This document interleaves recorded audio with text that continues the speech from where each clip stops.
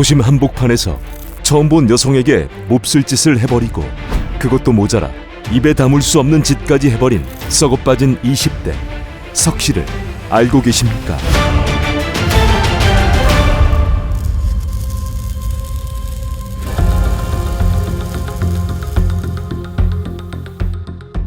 (2007년 2월 22일) 밤 경기도 안산의 한 호프집.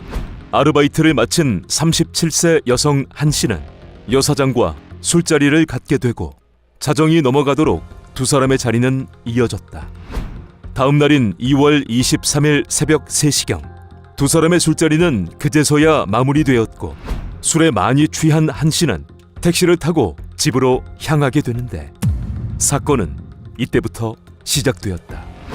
택시에서 내린 한 씨는 술에 취해 비틀거리며 집으로 가게 되는데 이때 의문의 한 남성이 한 씨를 뒤쫓아왔고 불빛이 없고 인적이 드문 곳에 이르자 갑자기 이 남성이 한 씨의 머리채를 잡고 가까운 아파트의 화단으로 끌고 가게 된다.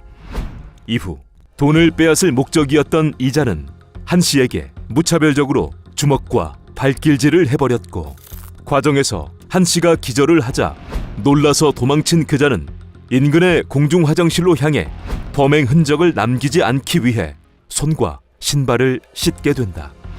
그러다 지갑을 훔치지 못한 게 생각난 그자는 다시 범행 장소로 향하게 되는데 자리에는 남성의 공격 때문에 알아보기 힘들 정도의 얼굴로 변해버린 한 씨가 쓰러져 있었다. 이때 그 모습을 보고 성욕이 생긴 이자는 그대로 한 씨에게 몹쓸 짓을 하려 했다. 그런데 과정에서 한 씨가 깨어났고 그러자 이자는 쓰러진 한 씨의 얼굴에 수십 차례 발길질을 한 뒤 끝내 몹쓸 짓을 해버렸으며 이러한 과정으로 한 씨는 안타깝게 세상을 떠나가야 했다. 그리고 이후 이 남성은 숨진 한 씨의 몸에 몹쓸 짓을 하는 동안 자신의 정액이 남겨져 있을까 싶어 주변에 나뭇가지를 주워다가 증거를 없앨 목적으로 한 씨의 중요 부위를 잔혹하게 훼손. 직후 3만 원이 든 한 씨의 지갑을 챙겨 어디론가 사라져버렸다. 그렇게 날이 밝아왔고 아침 9시경 아파트 경비원은 출근하는 입주민들로부터 아파트 출입문 바로 옆쪽에 무슨 대변 같은 것과 혈흔이 있는 것 같다. 또한 화단에 사람처럼 보이는 게 누워있는 것 같다는 여러 통의 전화를 받게 된다. 모두가 출근을 준비하는 아침, 그것도 사람들이 들고 나는 아파트 입구 쪽 화단에 사람이 누워있다는 게 무슨 일인가. 경비원은 즉시 입주민들이 말한 현장을 찾게 되고 그곳에서 충격적인 모습을 보게 된다. 그곳에는 하루아침에 세상을 떠난 한 씨가 혈흔 속에서 팔과 다리를 뻗은 채 하늘을 향해 누워 있었고 하의와 상의가 거의 벗겨진 상태로 숨진 채 누워 있었던 것이었다. 이후 경비원은 경찰에 신고했고 즉시 현장을 찾은 경찰은 처참한 상태로 누워있는 한 씨와 그 옆에 심상치 않은 나뭇가지 등을 보고는 보통 사건이 아님을 직감하게 된다. 이후 경찰은 현장에서 족적 등의 단서를 찾으며 수사를 이어갔으나 현장에서는 범인의 지문이나 사건과 관련이 있는 증거물들은 발견되지 않았다. 그리고 당시 그 아파트에는 방범용 카메라도 설치되지 않았던 상황. 경찰은 목격자를 파악하기 위해 아파트의 입주민들을 대상으로 사건에 관한 탐문을 해보지만 1500세대가 모여 사는 그 아파트에는 아쉽게도 목격자는 나오지 않았다.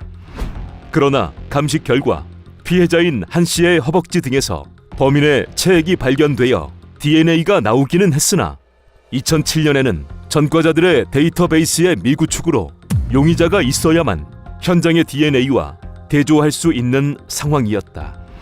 이후 한 씨의 신원을 파악한 경찰은 원한 관계에 의한 사건일 가능성에 무게를 두고 한 씨의 휴대전화 통화 내역을 분석한 뒤 그녀와 통화를 많이 했던 사람들, 지인들, 과거 돈 관계로 얽혀있던 한 씨의 전 남친을 만나 구강세포를 채취, 사건 현장의 DNA와 대조해 보았으나 일치하는 사람은 나오지 않았다. 그렇게 수사를 이어가던 경찰은 원한에 의한 범죄는 아닌 것으로 판단. 이번에는 주변에 거주하는 최근 출소자, 유사 범죄자 등을 만나 구강세포를 채취하여 사건 현장의 DNA와 대조해 보았으나 일치자는 없었고 사건은 미궁 속으로 빠져드는 듯 했다. 그렇게 사건의 실마리가 풀리지 않던 3월 2일경 사건이 발생한 지 열흘 정도가 지날 무렵 수사팀으로 피해자인 한 씨의 지갑이 오게 되는데 이는 범인이 범행 이후 도주하며 지갑을 버렸고 누군가 우체통에 이 지갑을 넣어놔서 수사팀으로 넘어온 상황이었다. 이후 경찰은 수소문 끝에 지갑을 주운 사람을 만나게 되고 인근의 주택가 생활정보지함에 지갑이 있었다는 것을 알게 되었으며 이때 경찰은 범인이 아파트 주변이 아니라 좀 더 떨어진 주택가에 살고 있다는 것으로 판단, 수사 지역의 범위를 넓히게 된다. 이 무렵 경찰은 한 씨의 몸에서 나온 정액을 분석, 범인이 젊은 남성의 O형이라는 사실을 알고 있었던 상황. 경찰은 즉시 지갑이 버려진 주택가의 주민 가운데 20세에서 50세 남자로 혈액형이 O형인 402명의 구강상피세포를 채취, 국립과학수사연구소에 분석을 의뢰하게 된다. 그리고 마침내 사건 발생 46일 만에 범인의 DNA와 그 주택가에 거주하는 당시 27세 무직인 석 씨의 DNA가 일치한다는 통보를 국과수로부터 받게 된다. 경찰은 즉시 범인인 석 씨의 집으로 향해 사건 발생 46일 만인 4월 9일 오후 6시경 석 씨를 체포하게 되는데 이자는 범행 이후 도피하지 않고 사건 현장과 가까운 주거지에서 그대로 생활하며 여자친구와 데이트를 즐기는 뻔뻔한 생활을 하고 있었으며 범행 당시 착용했던 신발을 검거될 때까지도 신고 있었다. 그렇게 사건 발생 46일 만에 석 씨를 체포한 경찰은 그자로부터 범행 경위와 지갑 유기 사실을 자백받게 되는데 이 미친 자는 대체 왜 그랬던 것일까?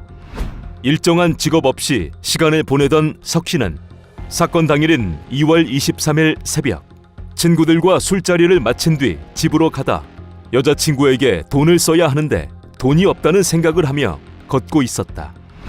그러다 술에 취해 비틀거리는 한 씨를 보았고 돈을 빼앗으려 한 씨에게 접근해 끌고 갔으나 저항이 심해 공격을 했고 그 과정에서 한 씨가 기절을 했다고 한다.